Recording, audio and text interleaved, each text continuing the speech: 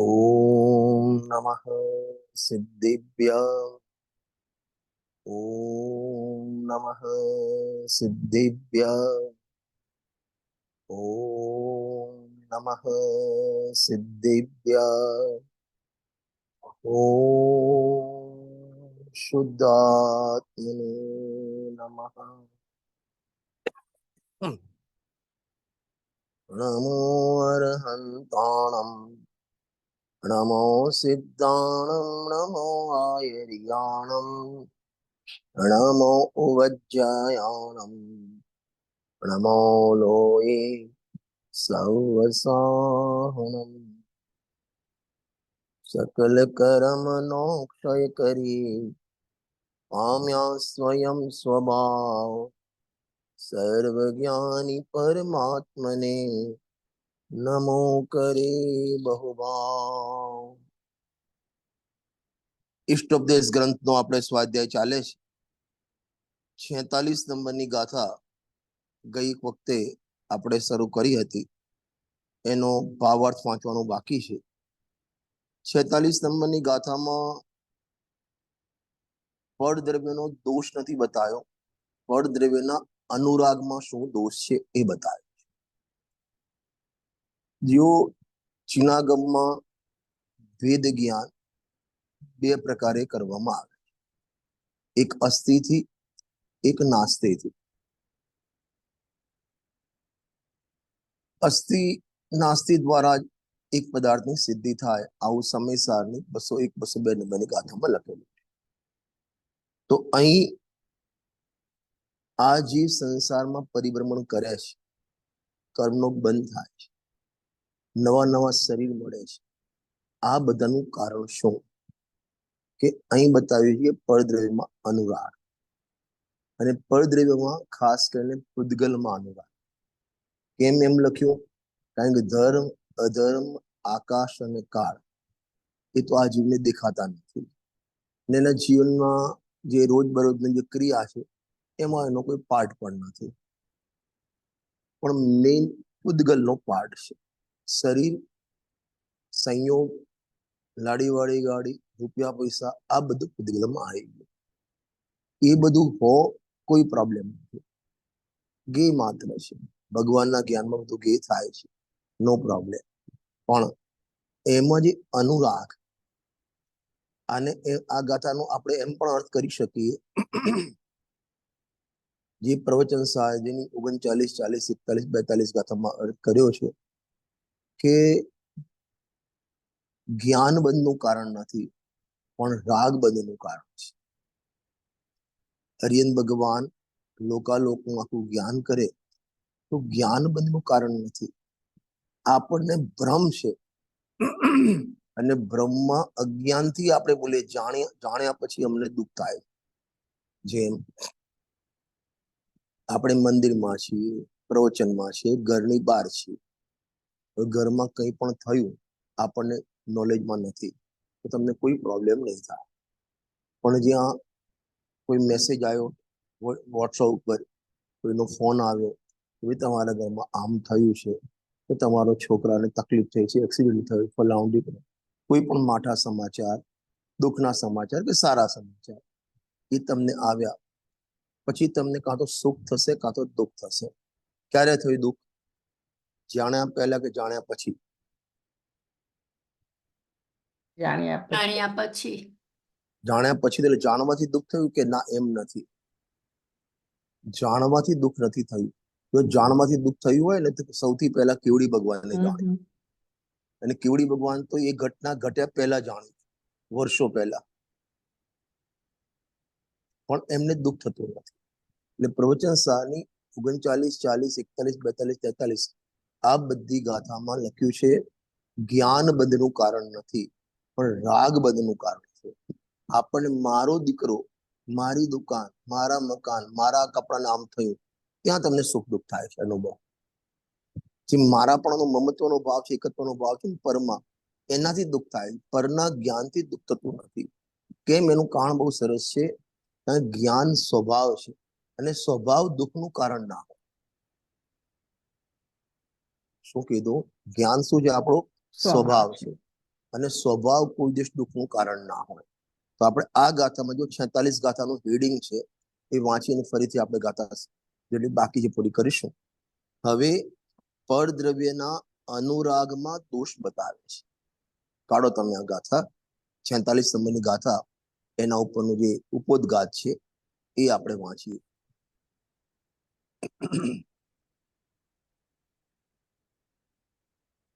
હવે પરદ્રવ્યના અનુરાગમાં દોષ બતાવે છે. એટલે એનો અર્થ પરદ્રવ્યમાં દોષ નથી. આપણને ગુરુદેવસિંહ આ શીખવાડ્યું હતું, એક વાક્ય બીજા આપીએ વાક્ય બનાવો અસ્તિ નાસ્તિ વાળા. પરદ્રવ્યના અનુરાગમાં દોષ બતાવ્યો છે, એનો અર્થ પરદ્રવ્યમાં દોષ નથી બતાવ્યો. નંબર 2, પરદ્રવ્યના જ્ઞાનમાં દોષ નથી બતાવ્યો. બરાબર. દોષ એમાં બતાવ્યો પરદ્રવ્યના અનુરાગમાં, એમાં મમતા, એમાં એના પ્રત્યેનું એટેચમેન્ટ, એમાં એકતા, મમતા, એકત્વ, મમત્વ, એમાં દોષ બતાવ્યો. તમને શરીર કાળું મળે એમાં દોષ નથી, શરીર સફેદ મળ્યું, ધોળું મળ્યું એમાં દોષ નથી, પણ એમાં જે અનુરાગ, હું આવો, मैं सुखी, मैं दुखी, मैं रंग, मैं राव, मेरे धन गोधन प्रभाव, मेरे सुते में सबल दिन, बेरूप सुभग मूर्ख प्रवीण, આવો જે એમાં અનુરાગ શબ્દ આના ઉપર ભાર છે. અનુરાગ શેમાં? પરદ્રવ્યમાં. એટલે આનાથી 2 વાક્ય બન્યા ને. કયા 2 વાક્ય બન્યા? પરદ્રવ્ય મૂળ વાક્ય પરદ્રવ્યનો અનુરાગમાં દોષ બતાવ્યો. એનો અર્થ એ થયો વાક્ય નંબર 1 કે પરદ્રવ્યમાં દોષ નથી. નંબર 2, પરદ્રવ્યના જ્ઞાનમાં પણ દોષ નથી. કારણ કે સમયસારની 3જા નંબરની ગાથામાં તો કેટલી ગજબની વાત લખી. જગતમાં બધી વસ્તુ સુંદર છે, એકત્વ નિશ્ચય ગત સમય સર્વત્ર સુંદર લોકમાં, તેથી બને વિખવાદીની બંધન કથા એકત્વમાં. દરેક વસ્તુ, એક ગુલાબનું ફૂલ છે એ પણ સુંદર છે, અને જોડે કાંટો છે એ પણ સુંદર છે. કાળું શરીર પણ સુંદર છે, સફેદ પણ સુંદર છે, અરે વિષ્ટા પણ સુંદર છે. કેમ સુંદર છે? ત્યાં કારણ આપ્યું કે દરેક દ્રવ્ય પોતાના દ્રવ્ય ગુણ પર્યાયમાં વ્યાપ છે, માટે સુંદર. એકત્વ ગત નિશ્ચય સમય સર્વત્ર સુંદર. ત્યાં સમય એટલે બધા દ્રવ્ય. ત્રીજી ગાથામાં સમય માને ક્ષય દ્રવ્ય, બીજી ગાથામાં સમય માને જીવ દ્રવ્ય.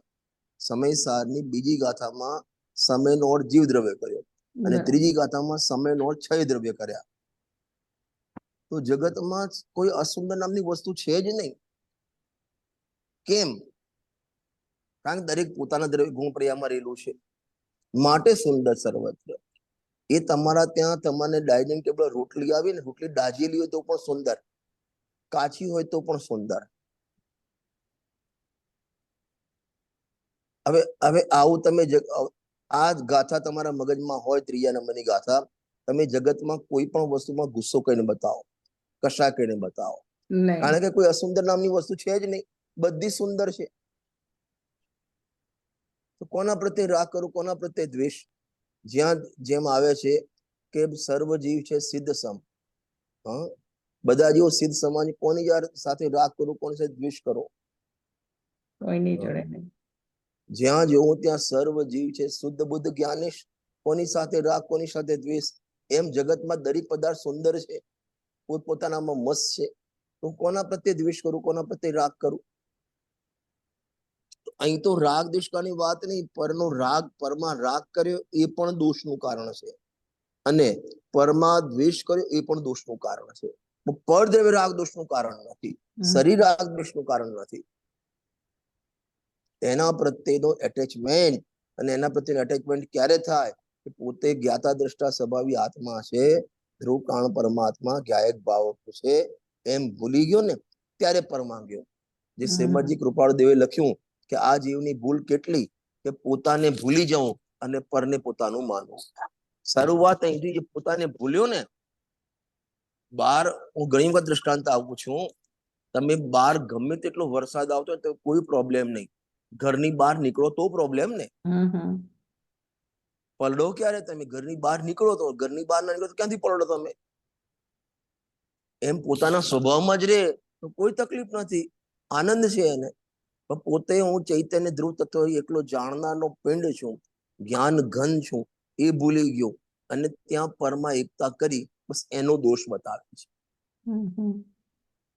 તો અહીં પ્રશ્ન થાય કે પરમાં અમે એકતા, શરીરને એક પોતાનું માનીએ, રૂપિયાને મારા છે ને મારા માન, એમાં શું તકલીફ? તમને શું તકલીફ?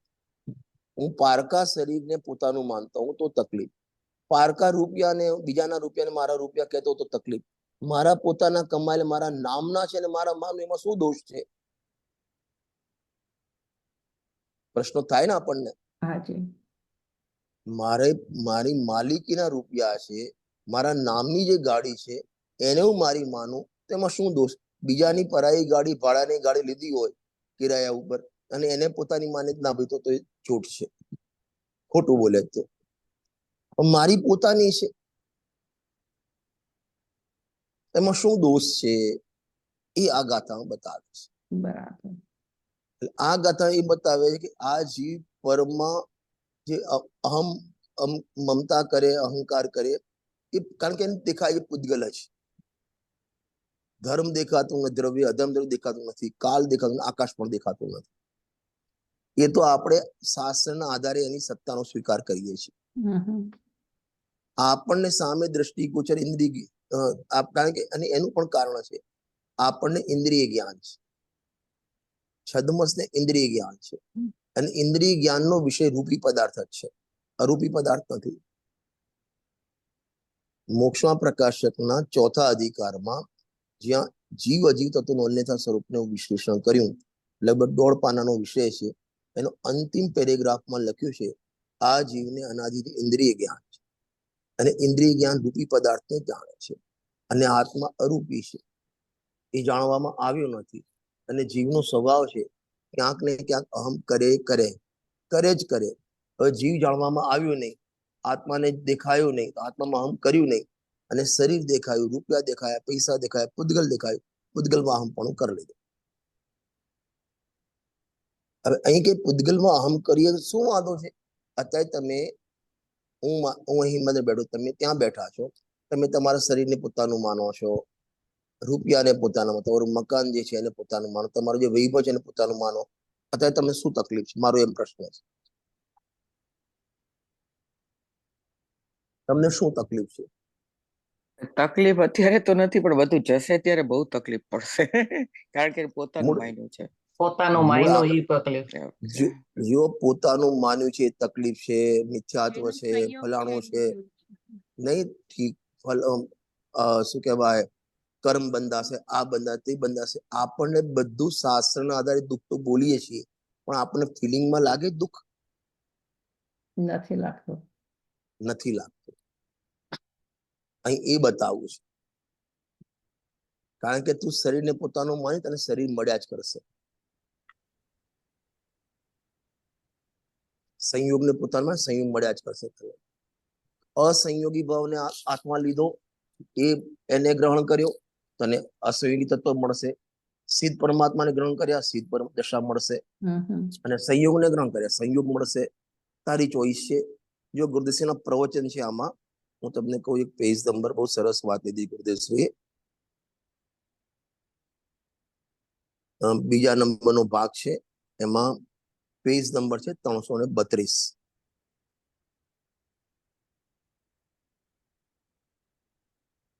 મળશે? હાજી.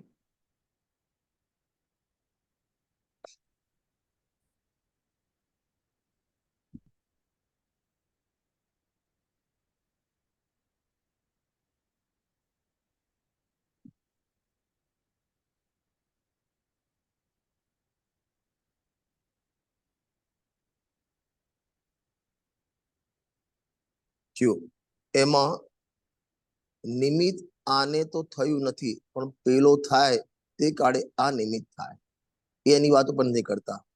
મારે એમ કેવું છે, અરે બાપુ, માર્ગ શું તેની ખબર નથી. રતિભાઈ, વિતરાગના માણેક ચોકમાં વિતરાગતા વેચાય. વાહ! શાક માર્કેટમાં શાક વેચાય, દવાની દુકાનમાં દવા વેચાય, કાપડની દુકાનમાં કાપડ વેચાય. આ ભગવાનનો દરબાર વિતરાગતાનો ચોક છે, એમાં વિતરાગતા વેચાય.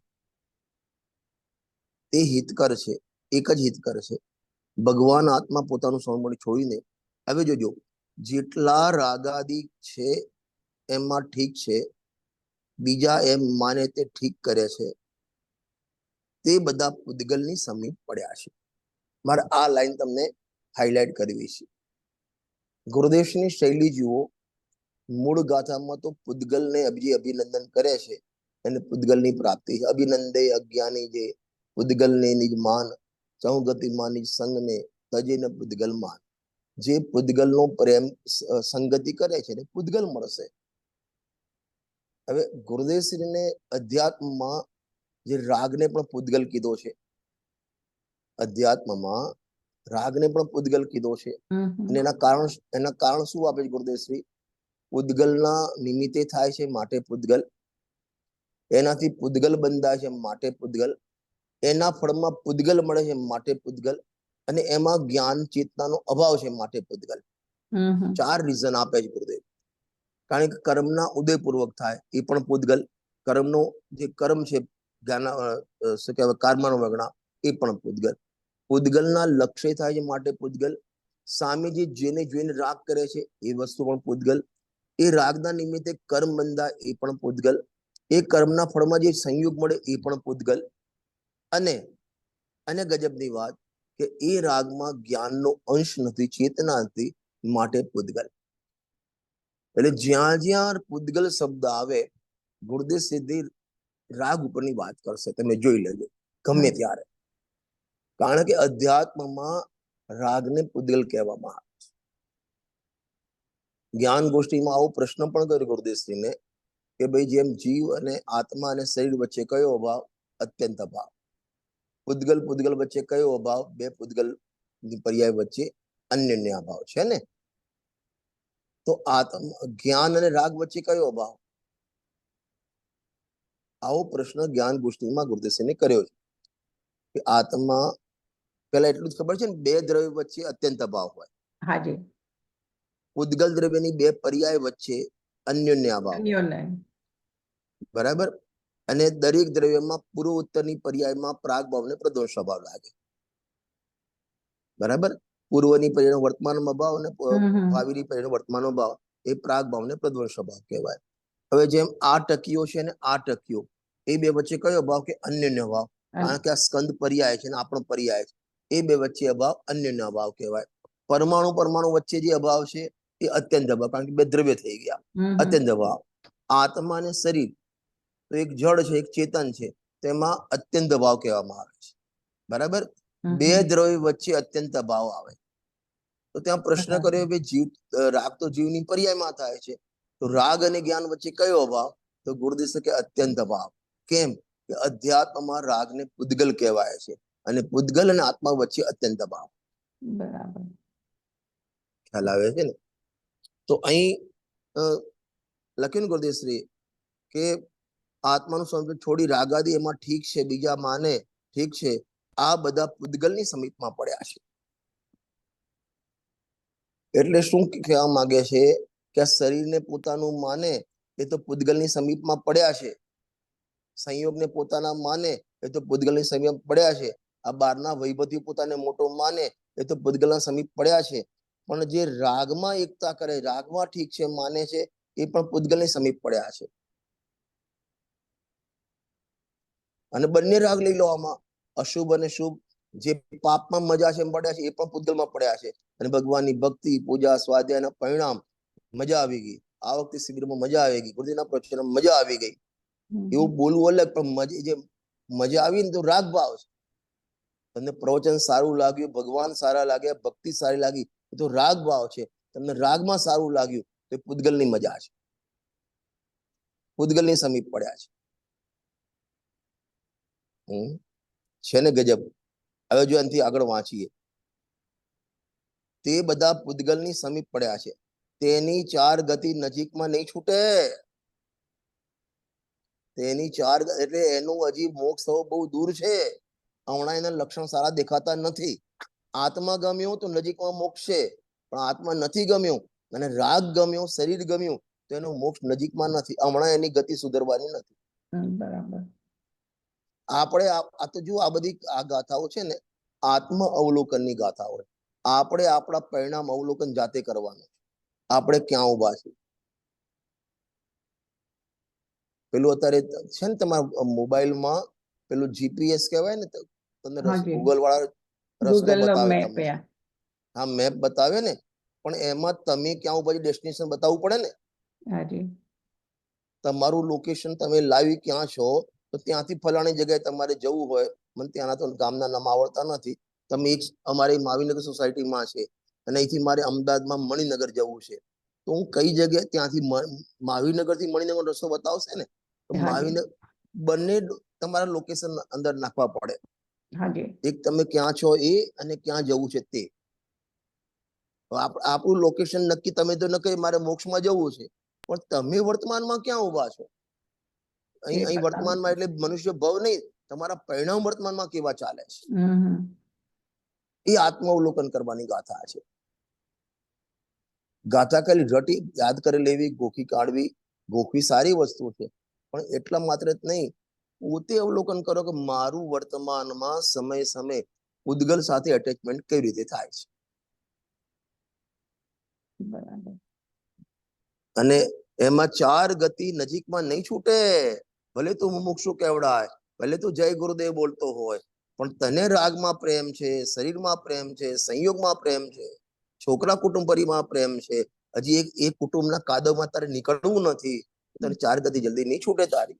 તારું મોક્ષ નજીકમાં નથી.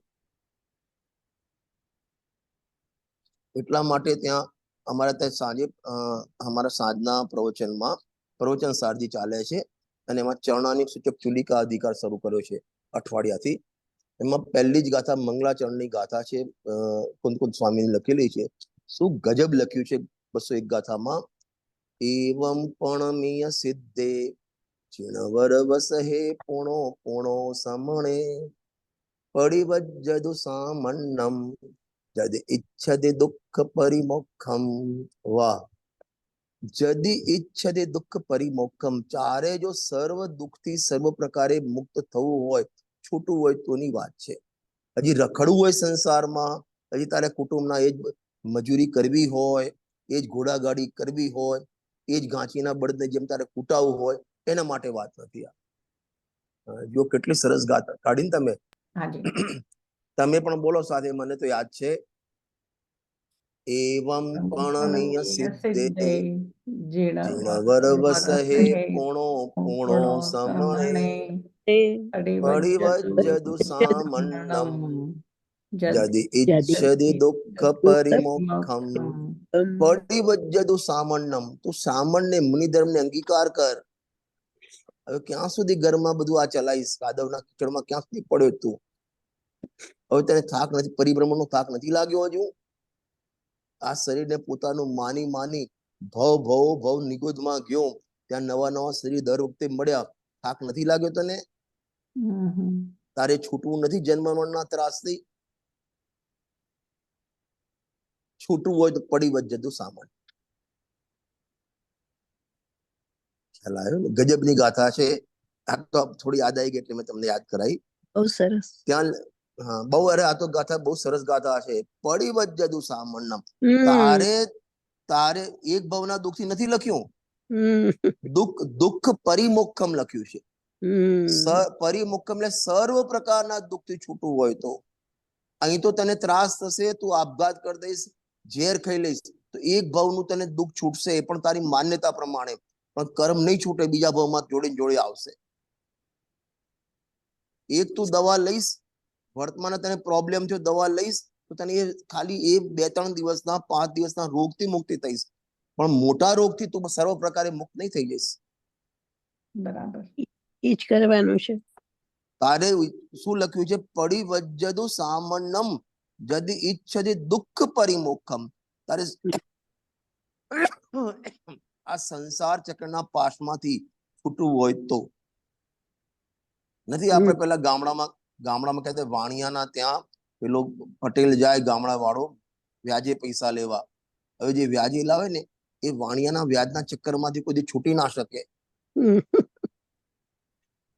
વિચારો, ચક્રવર્તી વ્યાજમાં એમાં ત્યાં ફસાતો રહે. એમ આપણે પણ એ ચક્રવર્તી, એ છોકરા, એ જ કુટુંબ, એ જ પરિવાર, ને એમાં ગુરુદેવ મારે કાલે જ પ્રવચનમાં આવ્યું 17મી વખતના પ્રવચન જે હું લખું છું ને પરદેશીના સમયસાર રહસ્ય 9મો ભાગ, એમાં બહુ હાજી સરસ વાત આવી. ઘાંચીનો બળદ હોય ને એ તમને ઘાંચી તો ખબર છે ને, ગાણી તો એ આ તેલ કાઢે એને આ તેલ કાઢે. હવે એમાં શું હોય, વચ્ચેના ભાગમાં એ મૂકો. તેલનું કુંડી હોય, એમાં હા. તેલ હોય અને એના ઉપર લાકડું હોય. હવે એ લાકડું પેલા બળદના ગળે બાંધેલું હોય અને બળદ ગોળ ગોળ ફરે એટલે એમાં જે પીસાય એનું તેલ નીકળે. બરાબર. એ બળદના આંખના ઉપર પડદો બાંધેલો હોય, આમ પડદો મૂકી દે એટલે એના કારણ છે કે એને ચક્કર ના આવે, ગોળ ગોળ ફરે ને જલ્દી જલ્દી. એટલે તો એને તો એમ થાય કે હું આજ સવારથી 3 કલાક કેટલું ચાલ્યો, અને જ્યારે આંખ ખોલે ને ત્યાંનો ત્યાં ઊભો છે. એમ આપણે કાં તો પાપના ચક્કરમાં એટલું ફર્યા, દુકાન કરી, વેપાર કર્યો, ધંધો કર્યો, ફલાણું કર્યું, ઢીકણું કર્યું, છોકરા મોટા કર્યા, એમને ઠેકાણે પાડ્યા, આ બધું પાપમાં કે ત્યાં જ ઊભો છે પહેલા ગુણસ્થાનમાં. અને પછી એમાંથી પ્રવચન સાંભળું છું, ભગવાનની ભક્તિ કરું, પૂજા કરું, સ્વાધ્યાય કરું, આ કરું તે કરું, એ રાગના ચક્કરમાં ત્યાંનો ત્યાં જ ઊભો છું, ઘાંચીના બળદની જેમ. આપણે આપણા પરિણામ અવલોકન કરવાના છે. જે બેનશ્રી બેન લખ્યું ને વચનામૃતમાં, આ તો સંસારથી ખરેખરો થાકેલો એના માટેની વાત છે. બરાબર. ટેમ્પરરી થાક નહીં. ટેમ્પરરી થાક એટલે કઈ ઘરમાં અનિષ્ટ થઈ ગયો, વૈરાગ આવી જાય, કંઈક લોસ થઈ ગયો તો પાછો વૈરાગ આવી જાય, થાક લાગી ગયો તો સંસારમાં કશું નથી, તો સંસાર અસાર છે, એવું નહીં. ખરેખરો થાક. અને એમની ભાષામાં કહું ને, આંતરડીમાંથી એને આવવું જોઈએ, ઊંડી આંતરડામાંથી મારે ભવ કરવા, એના માટેની ગાથા. પરિબદ્ધતું સાંભળમ યદિ ઈચ્છિત દુઃખ પરમુક્તમ. તારે દુઃખથી પરિમુક્ત થવું હોય. ખ્યાલ આવ્યો ને? મેં એમાં એક બહુ સરસ વાત કરી હતી કે આ ગાથામાં એ કેવું, આપણી જાતને હું પોતે સંસારમાં દુઃખી લાગવો જોઈએ અને સંસારમાં સામે મુનિરાજ તેને સુખી દેખાવા જોઈએ. બરાબર. મુનિ સકલ વ્રતિ બળભાગી ભવ ભોગંતે વૈરાગી. એ જ્ઞાની ધર્માત્મા તને સુખી દેખાવો જોઈએ અને પોતાની જાતમાં પોતે તને દુઃખી દેખાવો જોઈએ, ત્યારે કામ થાય. પણ આપણને એ જે મુનિરાજ બિચારા દેખાય અને આપણે બિચારા આપણે છીએ, મુનિરાજ બિચારા દેખાય, અને સુખી મુનિરાજ છે અને સુખી આપણે દેખાઈએ છીએ. આ ચશ્મા ઊંધા છે.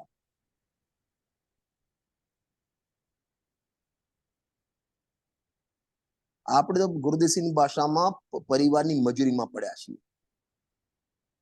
અને ગુરુદેવસિંહ કહેતા હતા મોટો મજૂર છે, પેલો મજૂર તો 8 કલાક. તમારે ત્યાં અમેરિકામાં કેટલા કલાકનું હોય સર્વિસ? આમ 8 કલાકની હોય, પણ ઘણા જણા વધારે બી કામ કરતા હોય ગધેડાની અરે જેમ. કોઈ 8 કરે, કોઈ 12 કરે, પણ 12 કલાકે સુઈ તો જાય ને ઘેર આવીને. ઓવર ટાઈમ 2-4 છૂટો આપે, કલાક ઘરે કરે, આપે. ઘરે આવીને શાંતિથી સુઈ જાય. આ તો પરિવારનો મજૂરીઓ, મોટો મજૂરી 24 કલાકનો મજૂરીઓ છે.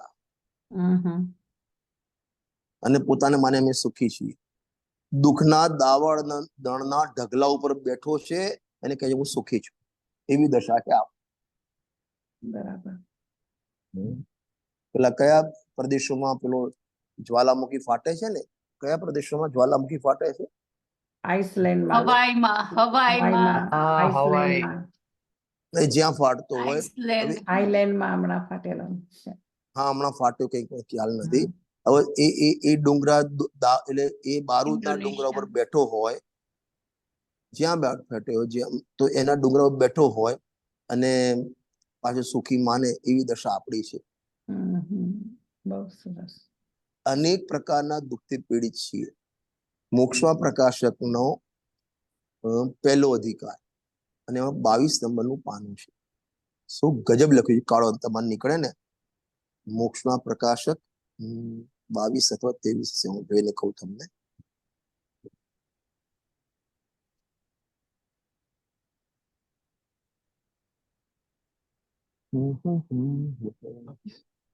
એકવીસ નંબરનું પાનું, 21 નંબરનું. મોક્ષમાં પ્રકાશક ગુજરાતી 21 નંબરનું પાન. 21. મિનિટ કાઢું છું. આ 23 નંબરનું પાનું કાઢી દઉં, એના 2 પાના આગળ પહેલા. હાજી 21 નંબરનો યા. હા, બસ. જીઓ, આ સંસાર રૂપી અટવીમાં સમસ્ત જીવો કર્મ નિમિત્તથી ઉત્પન્ન નાના પ્રકારના દુઃખોથી શું લખ્યું છે? પીડાઈ પીડિત થઈ રહ્યા રહ્યા છે. પીડિત થઈ રહ્યા છે. આ પીડિત એટલે શું હશે? પીડિત કોને કહેવાય? દુખી દુખી એ તો આપણે દુઃખ કેને દુઃખ તો લખ્યું તડફડે, છે. પીડા પામે તે તડફડી રહ્યા છે. જેને પીડા થઈ રહી છે એ પીડિત.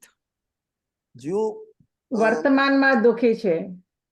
વર્તમાનમાં દુઃખી, પણ દુઃખ જો દુઃખ અલગ અને દુઃખથી પીડિત અલગ. એટલે દુઃખ થાય પણ દુઃખો ખબર નથી એમ કહેવાય. ના ના, દુઃખોથી પીડિત એટલે મહાભયંકર દુઃખના દાવામાં પડેલો છે. અચ્છા. એને ગુરુદેવસિંહના દ્રષ્ટાંતથી કહું ને, ગુરુદેવસિંહ દ્રષ્ટાંત આપતા, લાઠીની દીકરી 18 વર્ષની દીકરી, 2 વર્ષનું પરણેતર, એના પતિને બીજવર હતી, અને એ છોકરીને આખા શરીરે શીતળા. શીતળા નીકળ્યા, બરાબર ને? દાણે દાણે શીતળાને દાણા ઈયળો નીકળી, ઈયળો ફૂટી, અને એ ઈયળો અંદર બટકા ભરે, અંદરની ચામડી તો કોમળ હોય, એ બટકા ભરે, અને એની માતા, આ ગુરુદેવસિંહની ભાષા છે, એની માતાએ નાની પતલી રૂની રજઈમાં એને સુવાડી. એ છોકરી આમ પડખું ફેરવે ને તો સેંકડો ઈયળો પડે નીચે બહાર, અને અંદર બટકા ભરે. અને એ વખતે છોકરી છોડી કે એ બા, મેં આ ભાવમાં તો એવા કોઈ પાપ કર્યા નહીં, મને આવું દુઃખ કેમ આવ્યું? એ જે દુઃખ હોય આખા શરીરમાં હજારો ઈયળ ડંખ મારતા હોય ને, એને કહેવાય પીડિત દુઃખથી. તરફડી કહેવાય ને, તરફડી રહ્યા છે. હા, તરફડી રહ્યો છે દુઃખથી. આમ કોઈ નથી, કોઈના આપણે ત્યાં બીમાર હોય, કેન્સર લાસ્ટ સ્ટેજ નો હોય. મારે એક મિત્ર છે, એ તો શાંત થઈ ગયો 5 વર્ષ પહેલા. એને આખું મોઢું આખું જડબું કાઢી નાખ્યું કેન્સરમાં, અને એમાંથી જડબામાંથી આમ લોહી અને પરુ ટપકે, જોવા જઈએ તો આપણે જોવાય નહીં, બરાબર? અને એટલો એ દુઃખી થાય. ઘરમાં આપણે આવીએ ને ખબર જોઈને, તો પૂછે એમને કેમ છે, તો આપણે શું કહીએ? પીડાય છે. બિચારો બહુ પીડાય છે. આમ બોલીએ છીએ ને આપણે, બિચારો બહુ પીડાય છે. અને પાછું એમ પણ, હવે બિચારો છૂટે તો સારું, આપણે એમ કહીએ પાછું. આને કહેવાય પીડિત. હવે આ બીજા એ કેન્સર વાળા નથી બતાવો, એ પેલી લાઠીની છોકરી નથી બતાવું, આપણે બધા જીવો લખ્યું છે, સમસ્ત જીવો. વાંચો ફરીથી, આ સંસાર રૂપ અટવીમાં સમસ્ત જીવો બધા આવી ગયા, આપણે આવી ગયા આમાં. સંસાર કર્મના નિમિત્તે અનેક પ્રકારના નાના પ્રકારના દુઃખોથી પીડિત થઈ રહ્યા છે, દુઃખી થઈ. અને અટવી લખી, સંસાર રૂપ અટવી. અટવી કોને કહેવાય? કે જેમાંથી બહાર નીકળવાનો રસ્તો ના મળે. એવું ઘોર વન જંગલ હોય, ચારે બાજુ ઝાડી હોય, અંધારું હોય, બહાર જવાનો એને રસ્તો, કઈ બાજુ નીકળવું બહાર ખબર ના પડે, એને અટવી કહેવાય. આપણે એમાં છીએ એમ કેવું. ખ્યાલ આવે છે ને? અને એનું આ જે ગાથામાં કારણ છે કે બસ એ રાગમાં એકતા. મૂળ આપણું ગાથાનું હેડિંગ શું હતું? ભૂલી ગયા પાછું તમે? અનુરાગ. હા, શાબાશ શાબાશ, બહુ સરસ. પરદ્રવ્યમાં અનુરાગ. હવે પરદ્રવ્યમાં રાગનો રાગ અલગ વસ્તુ છે, પણ રાગની સાથે એટેચમેન્ટ. અભિનંદન. ખ્યાલ આવ્યો ને? અભિનંદે અજ્ઞાની, જે ઉદ્ગલ ને એ રાગનું અભિનંદન કરે. કરવું જોઈએ આત્માનું અભિનંદન, કર્યું છે પરનું અભિનંદન, રાગનું અભિનંદન, શરીરનું અભિનંદન, સંયોગોનું અભિનંદન. અને એ જ બધું મળશે, દુઃખ જ મળશે. દુઃખના અભિનંદનમાં દુઃખ મળશે. રાગ પોતે દુઃખરૂપ છે, તો દુઃખના અભિનંદન દુઃખ મળશે. આત્મા સુખરૂપ છે, આત્માનું અભિનંદન કે તો તને સુખ મળશે. ચોઈસ ઇઝ યોર, તારી ચોઈસ છે. ત્યાં પંચમેરુ વિધાનમાં લખ્યું છે, દોનો ही मार्ग उपस्थित है, केवल एक को चुनना होगा. બંને માર્ગ છે, એક મોક્ષ માર્ગ અને એક સંસાર માર્ગ. રાગનું અભિનંદન, ઉદ્ગલનું અભિનંદન સંસાર, આત્માનું અભિનંદન સુખ અને મોક્ષ. તારે જે કરવું એ નક્કી કરતો. ખ્યાલ આવે છે ને? આવી જાઓ 46 નંબરની ગાથામાં ફરીથી. હવે પરદ્રવ્યમાંના અનુરાગ, મારે આ શબ્દ તો હાઇલાઇટ કરવો છે. અનુરાગમાં દોષ બતાવે છે. એમાંથી બે વાક્ય આપણે કાઢ્યા. કયા બે વાક્ય બોલશો કલાબેન? આજે પરદ્રવ્યમાં દોષ નથી અને પરદ્રવ્યના જ્ઞાનમાં દોષ નથી. હા, એટલે જ્ઞાનમાં પણ દોષ. આ બધું જો આપણે જાણીએ ને તો તકલીફ, ના જાણીએ તો વાંધો નહીં. એ તો તું તારા જાતને તું જડ બનવા માંગે છે. પરદ્રવ્યના અનુરાગમાં દોષ છે. ગાથા બોલી લઈએ પહેલા, પછી આપણે એનો ભાવાર્થ. ટાઈમ તો થઈ ગયો છે.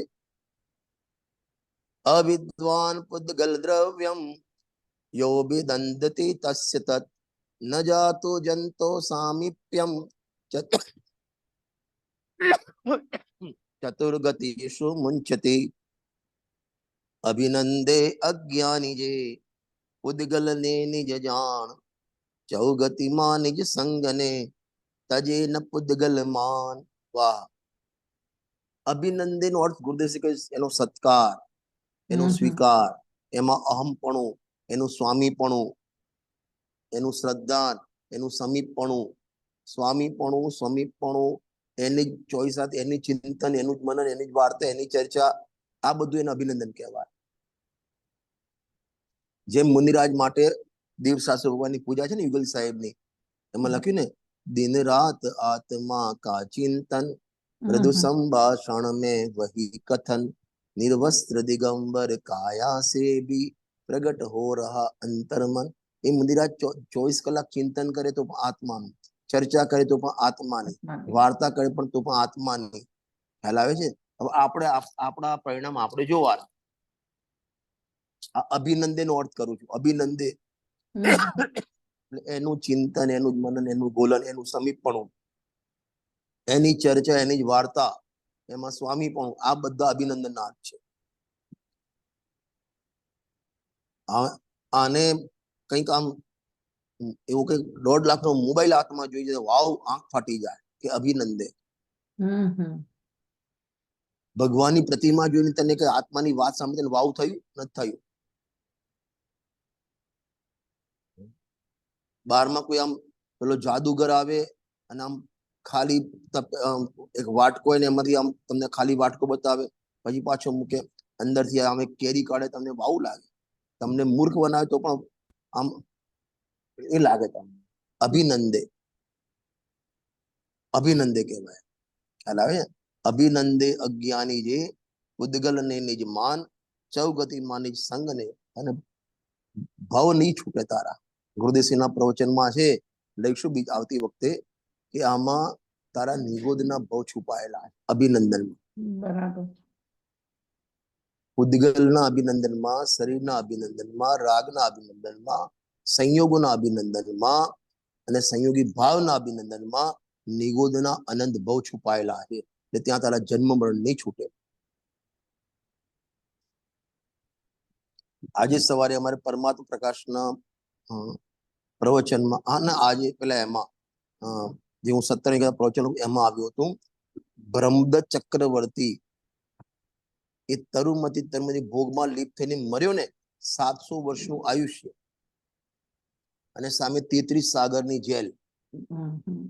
એક સમય 700 વર્ષનું આયુષ્ય, 33 સાગરની જેલ, અને એમાંથી એને 33 સાગર ભાગ્યા 700 વર્ષ, તો એક શ્વાસના ભોગના પરિણામ એના ફળમાં 11,56,00,000 એવા કંઈક છે પલ્યોપમ વર્ષ દુઃખ.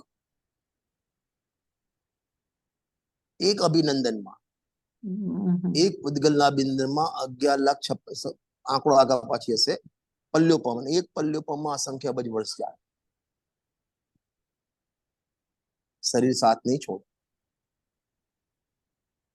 ખ્યાલ આવ્યો ને?